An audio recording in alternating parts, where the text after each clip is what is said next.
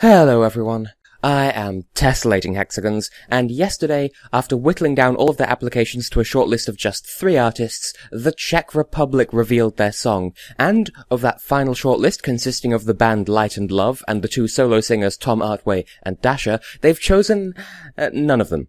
Yeah, that came as a bit of a surprise to hear that they had a list of 3 potential candidates and then didn't choose any of them. Our first clue towards that was when they released a teaser image about a week ago consisting of the letter G made up of tessellating triangles, sorry.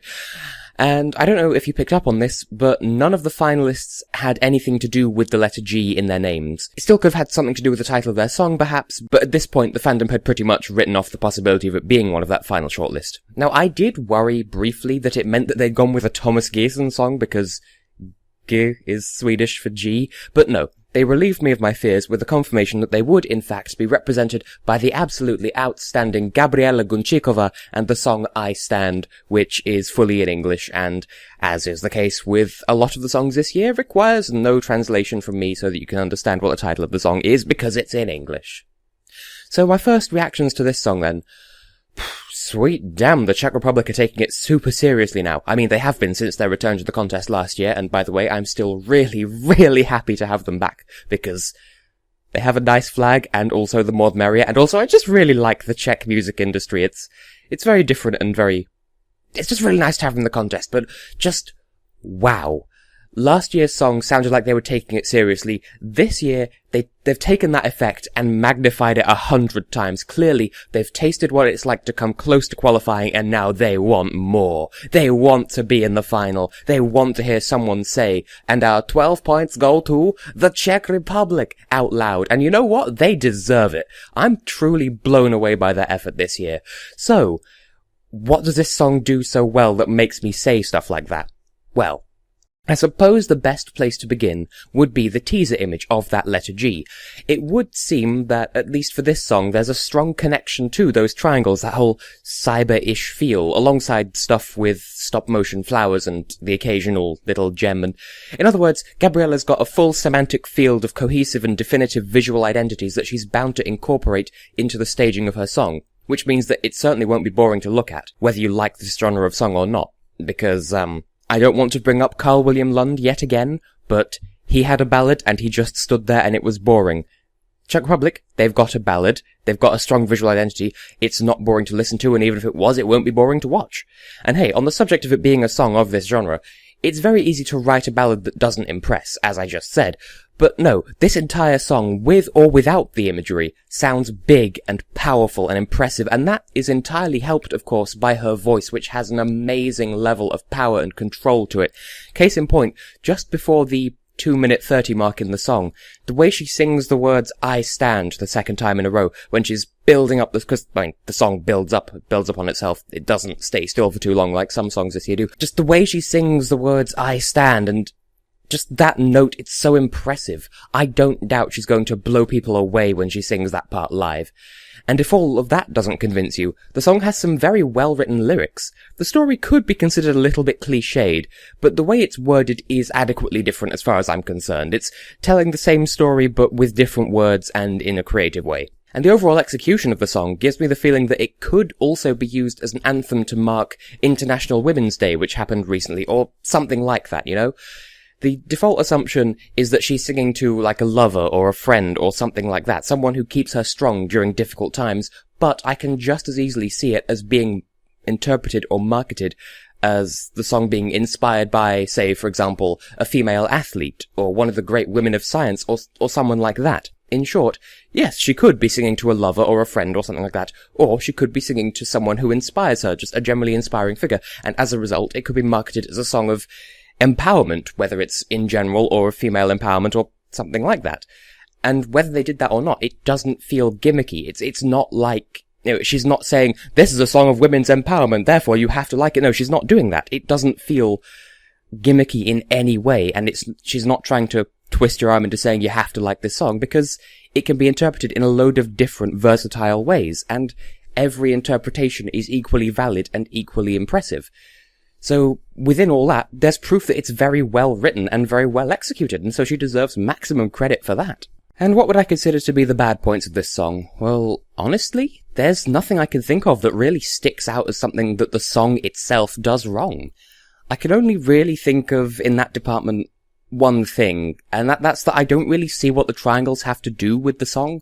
Perhaps it's got something to do with the triangle being a strong geometric shape, and so it's a symbol of strength and being able to stand, and I don't know, that seems a little bit contrived.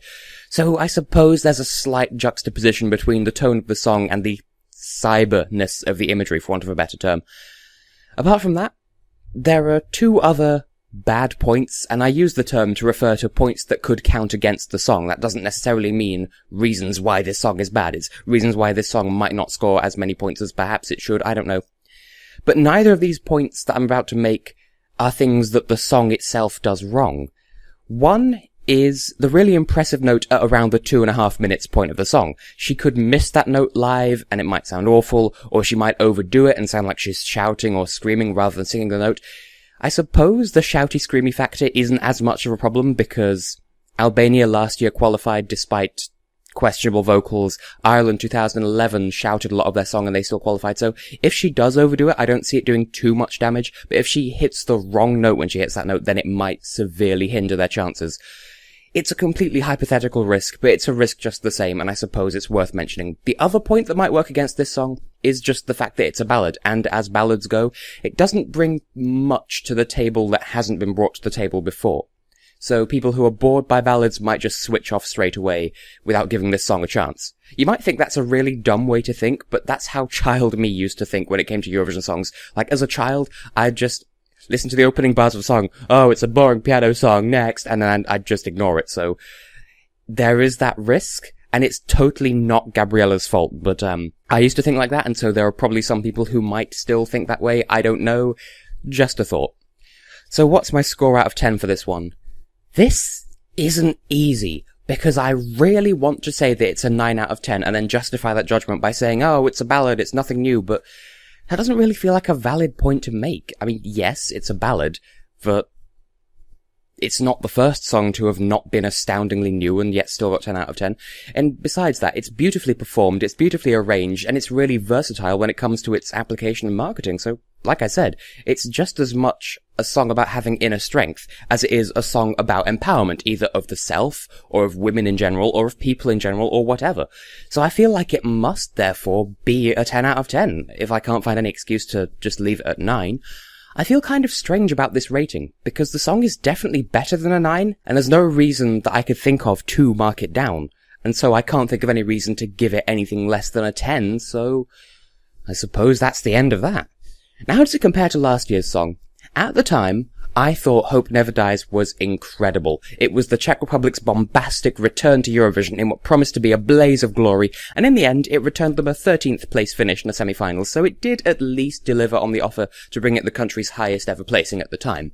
And yes, it was fun to listen to, and it was sweeping and impressive in its delivery, but compared to I Stand, it feels like a serious song from a cheesy musical. Still a great song, but Gabriela's song overshadows it in every regard. It sounds comparatively more like a real song, for example, rather than a song from a musical, and I think her performance, I don't want to say that it'll compete with Václav and Marta, because the songs are very different, and they both have different times and places where they're appropriate, and they're both very good. I want to say that Gabriela will build on the Czech Republic's success from last year, with the song's beauty and adaptability and just pure heart. So, will it qualify? I want to say that it will. But let's not forget, I was rather convinced that the Czech Republic would qualify last year, and then they didn't, although I think my exact words were something more along the lines of it'll bring the Czech Republic their best ever placing, and it did. So, a qualification seemed likely, but then it didn't materialize. That said, I did just say that this is technically a better song than Hope Never Dies, just by comparison, by beauty of arrangement and all that stuff, so by typical Eurovision standards, this ticks all the right boxes to sail into the final with no difficulties whatsoever. It may be a ballad, and it may turn some people off, but given the songs that it's up against, I think the style may well help it to stand out in its semi-final. I'm about 80-85% certain that it'll qualify, but if it does wind up as a shock non-qualifier, I'll admit that I'll say, okay, I saw this as a possibility. But I think the juries will like this one, especially with the live performance that she's shaping up to deliver. It's the public votes that I'm not quite so sure about, but with the power and emotion of her voice and song and the general versatility and just empowering message of it, I'll tentatively say that Gabriela will deliver a really more than convincing performance on the night, and that she'll bring her country not only into the final, but to their best placing at Eurovision ever. And so I will say, good luck, Czech Republic. You never cease to impress, so we'll see you in Sweden, and hopefully in the final for the first time ever. So good luck, and see you then.